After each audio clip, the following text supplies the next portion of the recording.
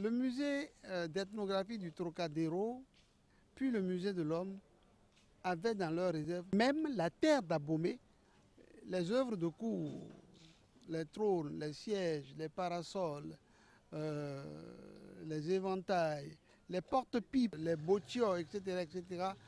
Les bottioles, la collection de bottioles qui se trouve au musée de l'Homme est impressionnante. Elle a été collectée par Merlot.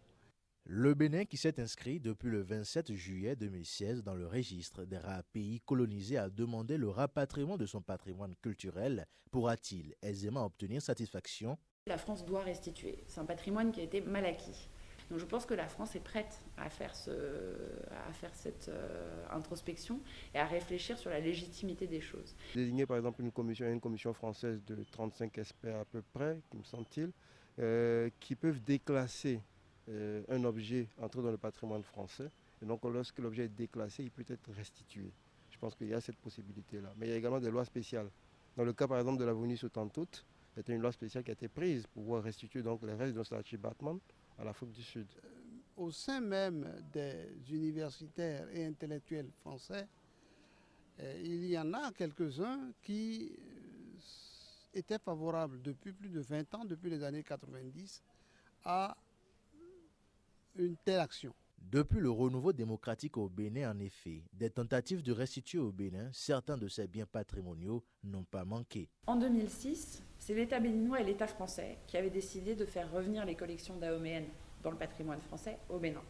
La Fondation a été le partenaire technique et c'est la Fondation qui a organisé et qui a financé intégralement l'exposition. Il y a 250 000 personnes qui sont venues les voir. Les trônes des rois, les récades. À ce moment-là, le Quai Branly a parlé de prêt à long terme, en disant est-ce que ces objets, est-ce que vous voulez les garder pour 30 ans? Est-ce que vous voulez qu'on réfléchisse à ça et qu'on mette ça en place? Et le Bénin n'a pas donné suite. Le professeur Guillard avait déjà proposé à notre pays de récupérer un des trônes. Je pense qu'il voulait céder celui de Glélé, justement. J'ai pris conseil à l'époque parce que c'est à moi qu'il avait été demandé de voir la faisabilité de la chose. Nos musées, ils ne semblaient pas prêts à recevoir une telle pièce. Et aujourd'hui encore, la situation n'a pas changé. Je ne pense pas qu'aujourd'hui, il y ait un musée capable d'accueillir tout ça. Mais le musée d'Abomey peut déjà en recevoir une bonne partie. Quant à la Fondation Zinsou, qui travaille depuis 11 ans sur le partage de la culture au Bénin, même si elle estime que la conservation des biens patrimoniaux relève de la responsabilité de l'État, elle reste disponible si on la sollicite. Donc naturellement, la Fondation se mettra à disposition du gouvernement si besoin est. Suite à cette demande de rapatriement des biens patrimoniaux qui implique leur conservation, protection et partage, c'est à un renouvellement de l'institution muséale du Bénin que veut s'atteler le gouvernement de Patrice Talon.